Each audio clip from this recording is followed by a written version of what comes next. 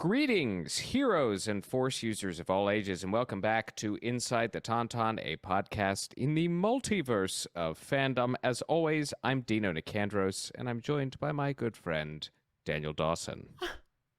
Hello there. You called me good. That's so nice. And Alyssa Simmons is absent. I don't know why I think that's funny. I don't know. I don't know why I think that's funny. And Alyssa Simmons is absent. Aw. She's greatly missed. Yeah, yet she again. is. Damn it. We are talking today about episode 6 of Andor, The Eye. Ooh. Holy crap. Oh my Directed by Susanna White, written by Dan and Tony Gilroy. And by God, was this the best Star Wars ever? Let's answer No. that question. Yeah, we'll answer that question, but no. But it's You up just there. answered it. Yes. I don't know who you are or where you came from. I am Iron. I thought they smelled bad. On the outside. Smells like a new car in here. Inside the Tauntaun, this is our opening song. Alyssa, Daniel, Dino, talking nerd stuff, come along. Inside the Tauntaun podcast, please like and subscribe. Should we just answer that question now? Yeah, Is I it don't the really best want- Star Wars? Here's the thing. no, that was massive hyperbole. Best Star Wars ever. Best Disney Star Wars? Maybe. Potentially, I was gonna say, if we're just gonna narrow it down to like TV Star Wars, yeah, it's definitely up there. It's easily up there in the top like 3 best episodes of all time. Potentially the best. It was just so great in so many ways. Yeah, so I think that it sounds like our general thoughts are, oh wow, wee wow, it was great, and I feel like that seems to be like the general consensus, like everywhere. I haven't heard anybody go, No. "Ugh," or like roll their eyes, and I mean, it has a near 100% on Rotten Tomatoes this episode. yeah. I think it was at 98 Oh, does or Rotten 99. Tomatoes do each episode? I didn't know that. Yeah, there's not as many reviewers on each individual episode, but this one was near, I think, 99. I mean, yeah, that checks out. I know. I always check the IMDb, per episode reviews. They're a little harsher, I think. Yeah. Than Rotten Vaginas. I was blown away. Yeah. I was blown away. It's not too often that I can actually say I was on the edge of my seat, but I was like legitimately like sitting on the edge of my seat. That was unbelievable. Yeah. It was beautiful to look at. It was the I don't know, just like the Hans Zimmer music vibes. The tension was built so perfectly, like over the whole episode. Like it was, we started out like because it was almost immediate tension, but like it just grew and grew and grew and grew and didn't let go until the very end, and it was just so exciting. But yeah, I and also just really beautiful to look at. It really was. I was kind of just awe-inspired by all of that. Some of the best visuals in Star Wars to date. And again, we talked about it last time we spoke about Andor and how much of a difference it makes shooting on location and then overlaying your digital effects over real places. Mm-hmm. And Wow. good God. I mean, that was I wanted to see that on a big screen, and credit to Frank Lamb. He's the director of photography, and I thought it was finally worth mentioning the cinematographer because they are doing God's work. Really though. Yeah, they need to be commended for their efforts. Yes. Because my goodness, well worth. I mean, I am curious too, because like this like I mean, every episode has had some kind of element that has felt fairly expensive. But this one in particular felt like money was present and Yes. used. Yes. But yeah. Oh man, it just like There's a sense. Just to get right into it, there's a sense into it. of danger that palpable danger that maybe has been missing from and I'm curious Star Wars for a little bit. I am curious to hear your opinion because like I think that they know this too. Like the directors know that most of us that are watching the show have already seen Rogue One and kind of know how that ended. Right. And that, like, you know, we don't feel cute about any characters. You know what I mean? Yep. We're not going to get, like, super sentimental about anybody. Or we will get sentimental about them, and then they won't make it. So I think because of that, like, there was a, like... I mean, I think that that's definitely an element of why I felt so much danger. Because I was like, oh my God, any of these characters could die at literally any second. Because probably most of them won't make it. And we weren't wrong. No, and they were really kind of unceremonious deaths. Yeah. If you think about it. Like, I mean, there was not a whole lot of fanfare. It was just, it kind of happened, and if you blinked, you missed it. Yeah. And that's kind of, I don't know. I've seen some online chatter about that. It's like, wow, I didn't even see him die. And it's like, really? That's kind of the reality of situations like this. It's right. like in the moment, you don't have time to sit there and go, oh no. Well, especially in their situation too, when things are moving so fast. The clock is running. Yeah. Yeah, they can't sit there and be like, no, and have their giant slow motion moment and, you know, with sad music. There's no time. And also, I feel like, you know, I think that oftentimes those kinds of moments are like, you know, just like given out so easily in movies and TV. And like, you know, moments like those should really be earned. And like, I mean, yes, these characters have been with us, but really only for literally 5 episodes or less. So, and not to say that any of them are disposable, but I think that they're kind of giving us that feeling that, like, you know, that a lot of people are going to die for the cause. Yeah. You know, and unceremoniously, like you said. Well, and not an episode after I said I really like Gorn's character, and he bites the dust, and he sure does. Terraman, and of course Nemec probably has the most poor heartbreaking of the 3. That being said, I think he was the first one that I confirmed, like, in my head. I was like, oh, he's 1,000% gonna die. Especially like they had that conversation. Like I don't think that they thought they were gonna, like, you know, like pull the wool over anybody's eyes, because like at the very like beginning of the episode, I think they're Cassian is talking to Nemec, and Nemec is just like, oh, you know, I can't get any rest. You know, and I say, "Oh, when it's all over, you'll rest." You know, we're like, "Oh, yeah, he's gonna die. He's super dead. Yeah, you're gonna rest. Oh, forever. It's gonna be a long one, really long rest. Poor guy. He was so sweet. It's very sad. I am very interested. I mean, I think that they're kind of building that up. That like he's gonna be like Cassian's inspiration, I guess. To sort of like kind of instill some of the idealism, maybe. Yeah. Oh, Maggie, what's up? We have a third guest. Yes, our guest, Maggie. Here, for the people that are watching on YouTube, you get a little extra special. There she is. It's Maggie. Oh, Maggie.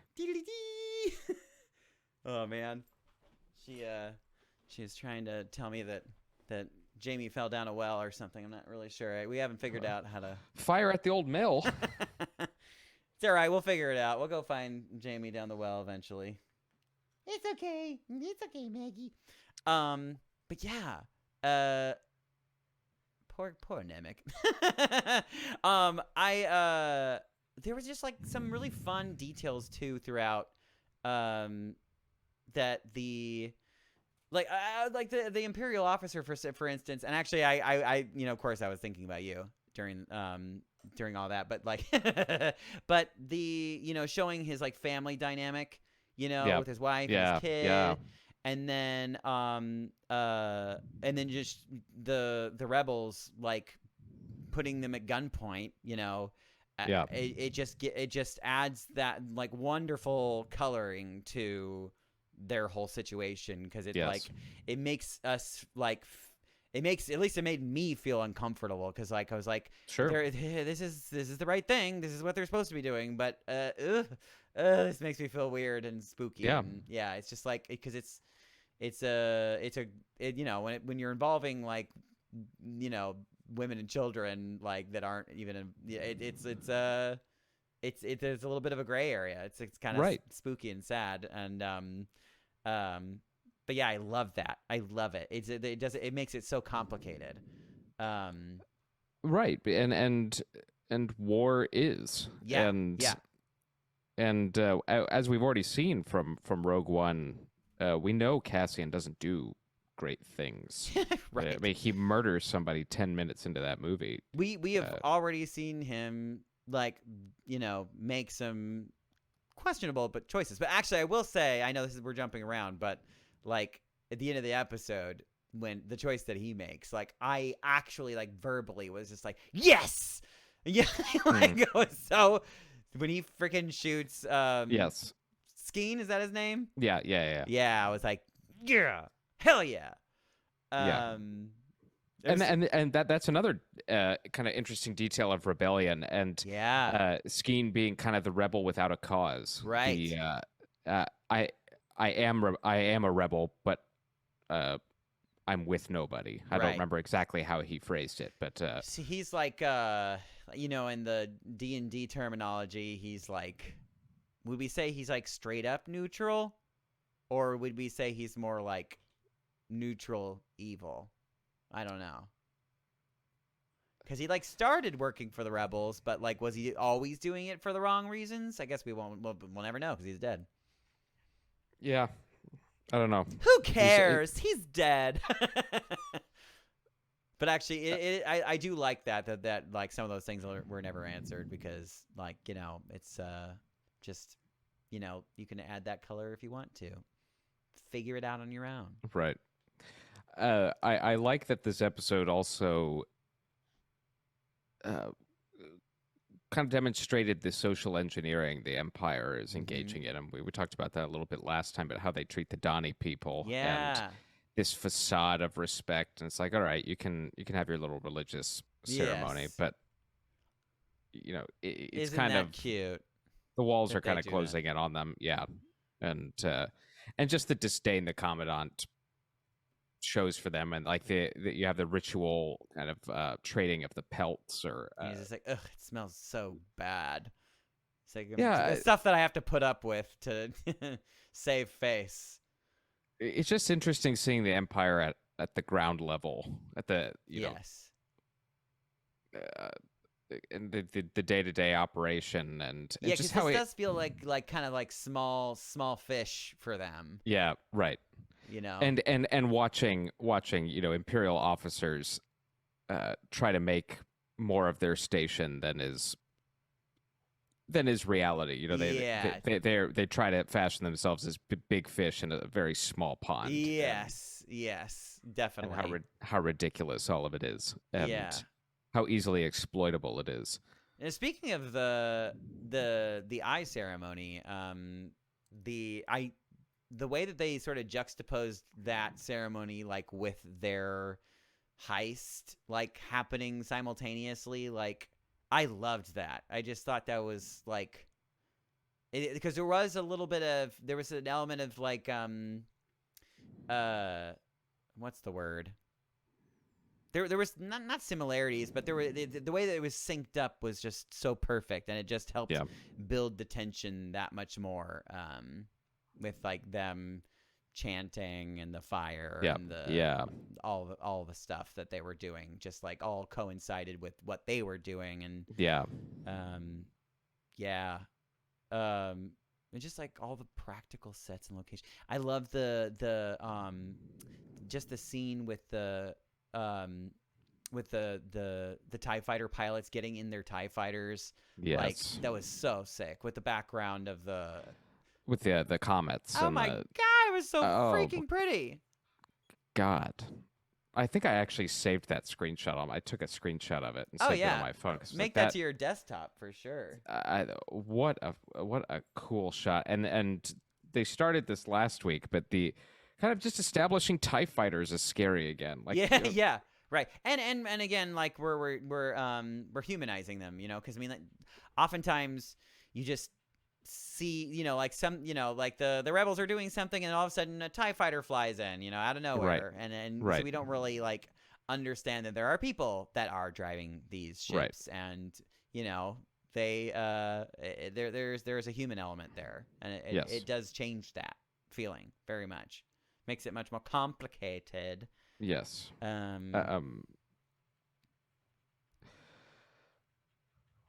was thinking of I know we're all over the place. There was a point I was going to make. My name's Dino. Blah, blah, blah. Yeah, that's probably it. I got opinions about Star Wars. Me, me, me, me, me. Something like that? Yeah, something like that. The dialogue is really, really punchy, and they don't waste any moments. Right. I think everything feels super earned, and I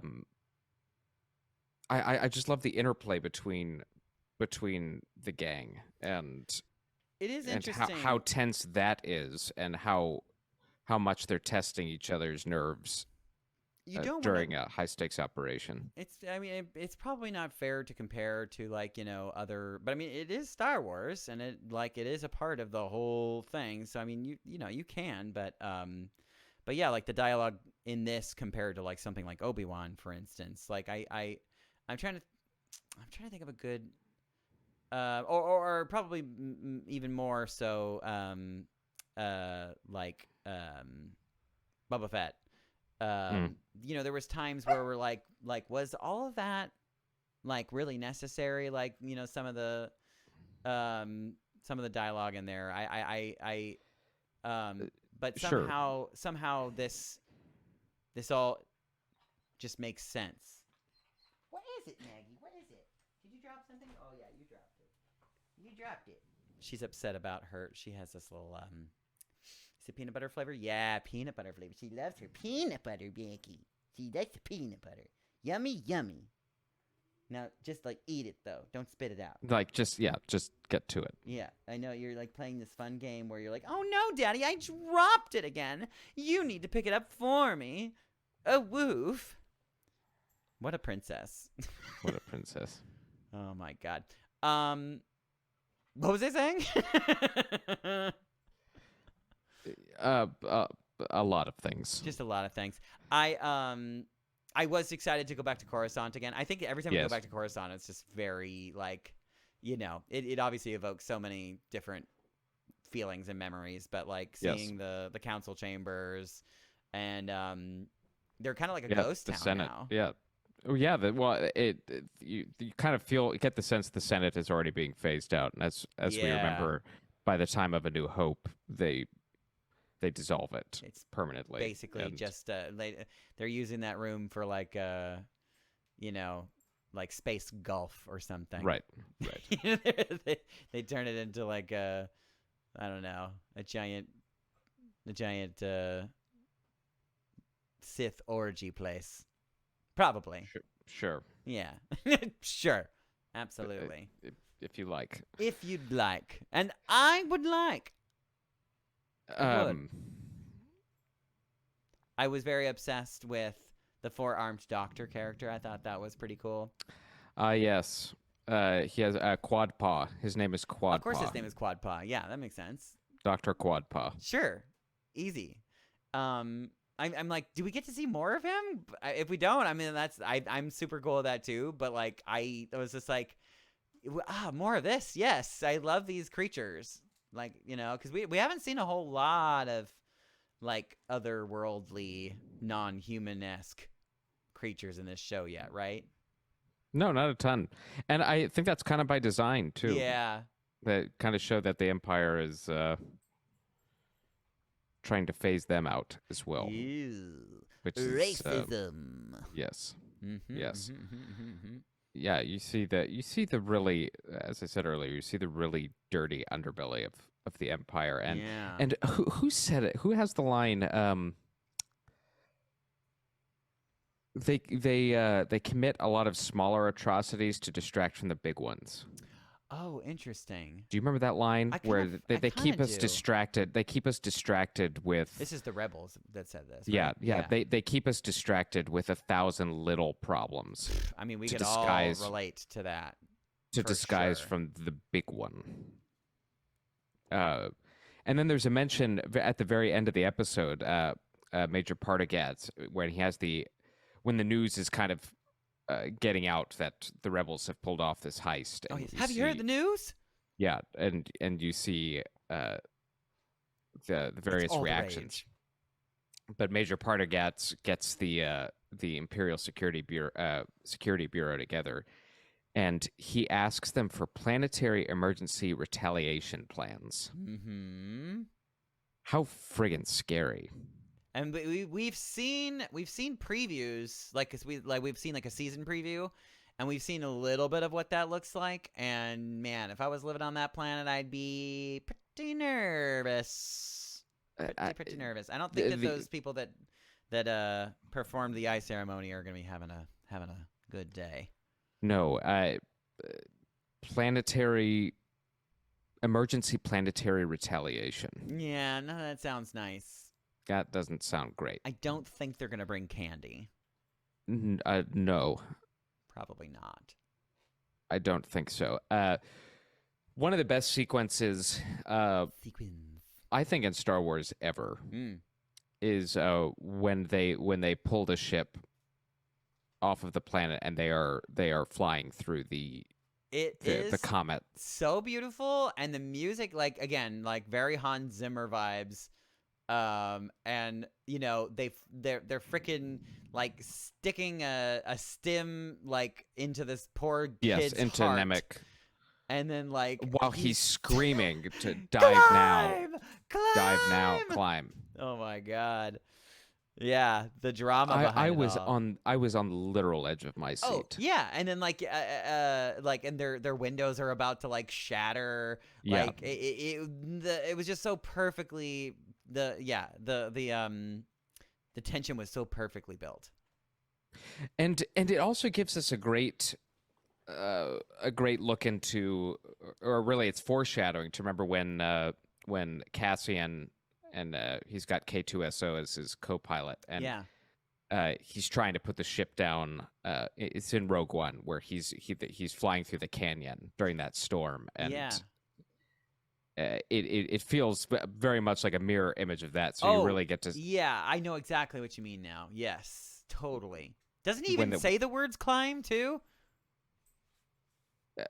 I don't remember if he says it during that, but I remember K2SO screams "climb" to Cassian when the doors lock on Scarif. That's right. Those were his last words. Oh, that's so his last sad. I mean, I don't know if that's an actual callback, but like kinda call forward. What I don't know what this is. Yeah. I mean, it's foreshadowing to another tragic death of somebody who directly saved Cassian's ass. Yeah, totally. Oh my God! Wow, Cassian. Jeez, Louise. The shit he has to do to get this rebellion started. Yeah, I love that I love that I really truly have no idea where the show is going from here on out too. Like I don't think I have any guesses. I mean, assume the only thing that we've got so far is that like he's got Nemec's manifesto. So he's gonna probably read that. He's gonna be like, oh wow, I never thought about it that way, and then he's gonna I mean, maybe not. Or he's gonna be like, ugh, this is just stupid, and then throws it away, and then we wait for another 3 episodes, and he gets more inspired or something. We'll see. But but truthfully, I don't know how he. Oh my God! You know what else is crazy? The gays survived. They did. So What the hell? If we think back to last week, maybe there's nothing to worry about here as far as Are they an gonna old make bait it and out of switch. this? They might. It will be groundbreaking. They might. If the lesbos make it out of this, wow. Then They might. There is hope for dreams. I mean, I'm sure Alyssa was thrilled. Yes, Alyssa, your fears have been calmed for perhaps another week. At least for one episode. Right. Yeah, definitely. Because that I don't think anybody could have predicted that. Truly, we were ready for them to be like hella dead, or at least one of them, but they both survived. Wow, will we wow? Fascinating turn of events. Yeah, and it also didn't feel like I didn't like roll my eyes at it or like ugh, yeah, here we go. It was like it was beautiful. It was sweet, and it was it feels earned. So I can't wait to see where those characters go from here on out. We may never. Well, no, we are going to see at least both of. No, we're going to see both of them because I think we've seen. This is a little bit of a spoiler, but we've seen in the season preview.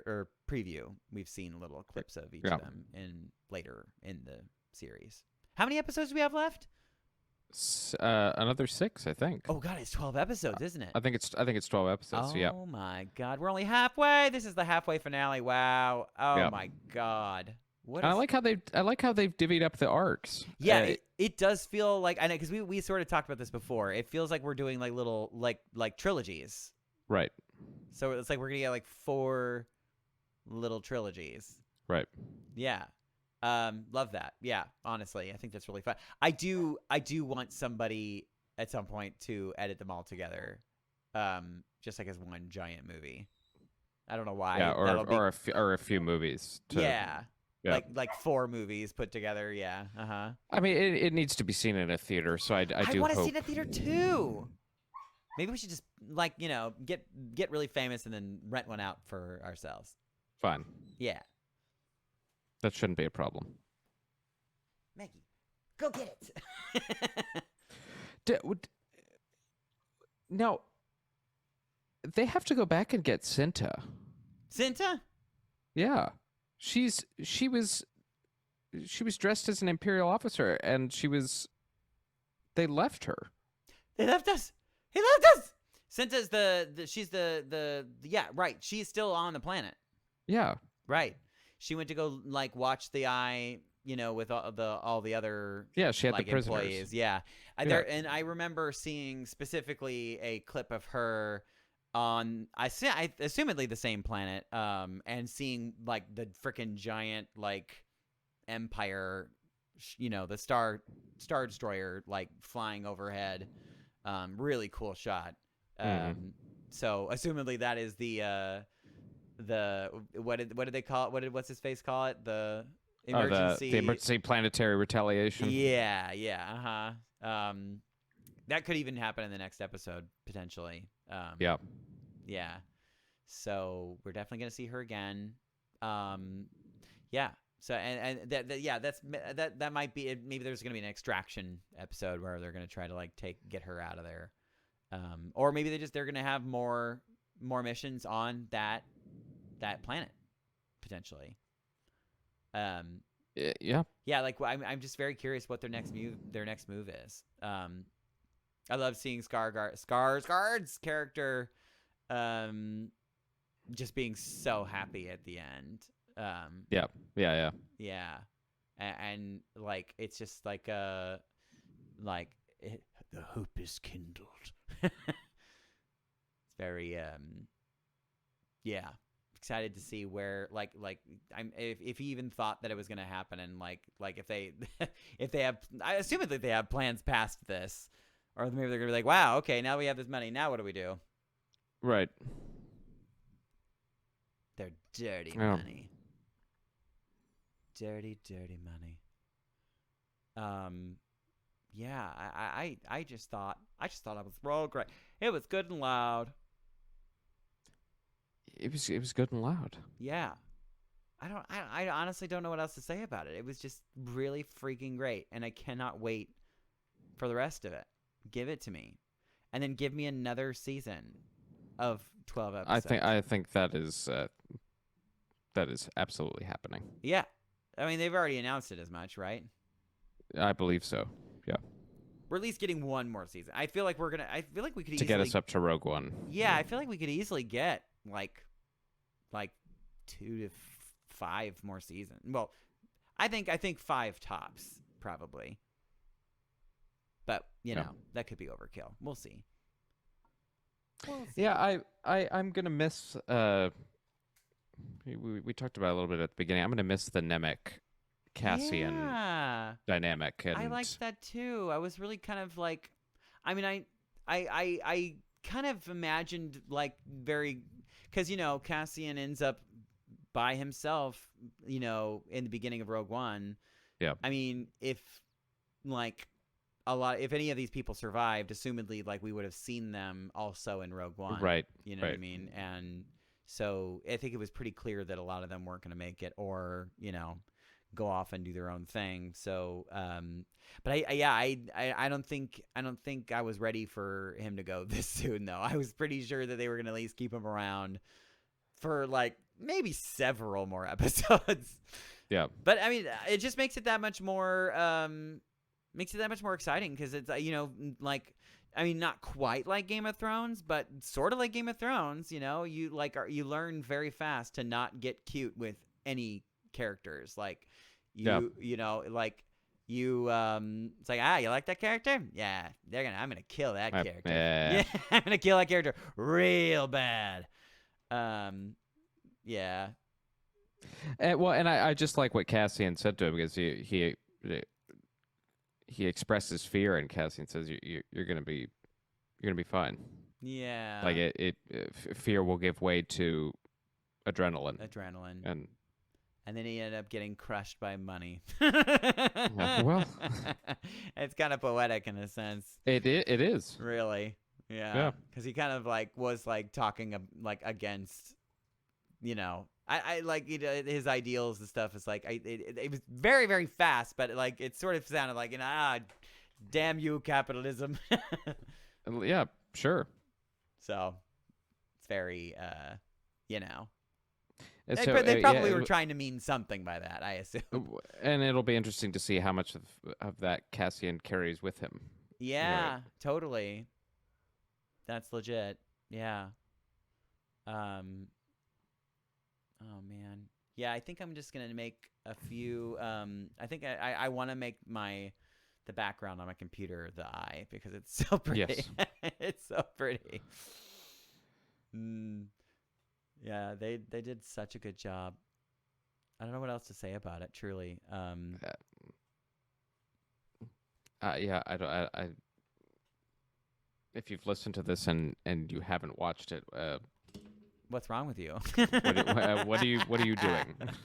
But yeah, we're just here to just sort of like, you know, go through our feelings, because we just like you, literally our nerd tits blew off watching this. Like we all text each other afterwards. We're like, oh my god. And I was talking to another friend. This is as close. You have other friends? I mean, for my part. You're so lucky. I don't have any other I don't know if they know they're my friends, but but I was talking to a friend of mine, and we both agreed that this is as close as Star Wars has felt in a very long time to to its origins, like old war movies, like World War II. And yeah, but an updated World War II movie. No, absolutely, but Yeah. like the very idea of resistance and how intricate it is, and grassroots, and kind of like Saving Private Ryan. yeah, but no, not it's quite. not right, Nazi occupied France. I mean, Yeah. it's a great a great metaphor. But maybe not quite as gruesome as that movie was, but definitely like where you have these this very ensemble cast, and each of them have like their own little moments, and like a lot of them die, and it's really freaking sad. Yep. Yeah, totally though. Yeah, it does feel like a legit war film for sure. Mm-hmm. And I appreciate there's room in Star Wars for all different kinds of interpretations, and I think this is kind of what we were hoping. Because here's the thing, we say that this is like the best Star Wars. In no way does that mean that I don't enjoy things like The Mandalorian. Like, my God, you've heard us all like go gaga goo goo about freaking everything on that show. And obviously there was some things about Obi-Wan that were like maybe not like as or like maybe not like reaching our expectations in certain ways, but like I sob cried by the end of it. You know what I mean? Like all like very, very enjoyable, good Star Wars. But this is a different flavor, and my goodness, does it taste yummy? Yeah. Yeah. And it's not necessarily for the youngsters, maybe in the way parts of Mandalorian are, or yeah, I'm not so certain that that my nephews would be super into this. It might be a little more adult than they would. Yeah, well, and I get the sense they're really gonna focus on imperial atrocity here, and this show being a larger critique for imperialism and what it means to rebel. And so I think it's the shot in the arm Star Wars needed. And you said it well. The best among the TV shows doesn't mean like you said, it doesn't mean I don't appreciate the others or find great joy in the varying tones and the ways in which they tell this story. But this feels so unpredictable and dangerous. To go back to a word I used earlier, it just feels dangerous. And it's a whole different flavor. It's because like, for instance, like I will tell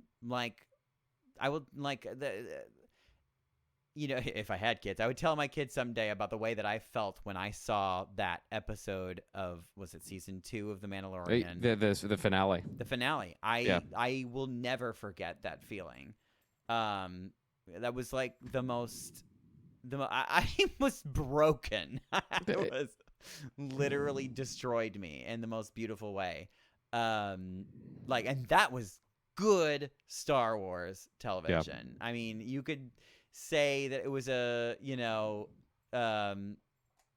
very mathematical equation, but they got the equation right though. It was exactly what we wanted and needed.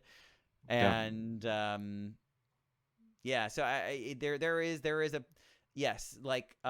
there is a place for mystical, like mythological fantasy type storytelling with heroes that are destined for greatness and that sort of thing. And then there's the other side that is very human and very down to earth and grounding. And I think that it sort of it helps to ground the Star Wars universe in reality more.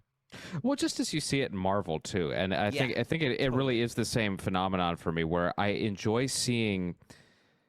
It's why I enjoyed Captain America, Winter Soldier, Hawkeye. When all the rest of it has been multiversal adventures and just getting really into the weeds, and I really like stories that kind of ground everything in a reality that's relatable to us as human beings. And, yeah, totally. And Andor does that very much. Yes, and Andor. I see. Yes. You I saw see what I did? I did. And it was great. What do You're. You're puzzling. You're a puzzling individual. See, I all of those improv classes I never took, they're really paying off. This is.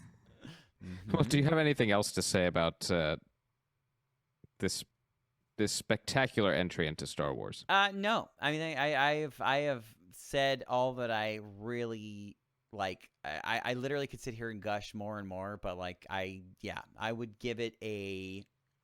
We've never really done like a numbers rating. We don't have a rank. show. Yeah, do we have a ranking system We've on never here? done No. that. I mean, No. that's weird. It feels like that feels weird. We give it 5 tauntauns. 5 tauntauns. five tauntauns straight up. I don't know what that means. Do we now have to go retroactively grade everything we've ever talked about? Probably. Yeah, this is gonna take a second, but yeah. God. But easily 5 tauntauns. Yeah, I give that a solid 5 tauntauns. Out of 5 tauntauns. Out of 5 tauntauns. Yes. Yep. Well, All right. Well, I guess it was that easy then. I suppose when it's good, it's good. It's just good. There's nothing to really pick apart about it, guys. We could sit here and discuss, like, I really though there were some beautiful obviously like symbolism and we could pick apart this, and I'm sure the people will study this episode in the future, like film schools and